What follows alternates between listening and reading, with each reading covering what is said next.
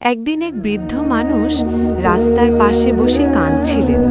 সবাই পাশ দিয়ে চলে যাচ্ছিল, কেউ থামেনি। একটি ছোট ছেলে থেমে গেল।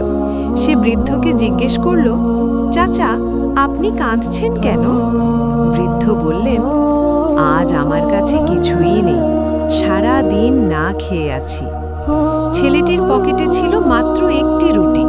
সে একটু ভেবে সেই রুটিটা বৃদ্ধের হাতে তুলে দিল।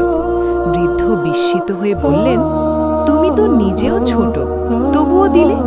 ছেলেটি হাসল আর বলল, আমার না খাওয়া কষ্ট দেবে, কিন্তু আপনার না খাওয়া আরও বেশি কষ্টের। বৃদ্ধের চোখে পানি এলো। সে দোয়া করল, আল্লাহ তোমাকে বড় মনের মানুষ বানাক। সেদিন ছেলেটি বুঝে গেল, বড় আমল সবসময় বড় কাজ নয়, ছোট ভালো কাজও আল্লাহর কাছে অনেক মূল্যবান।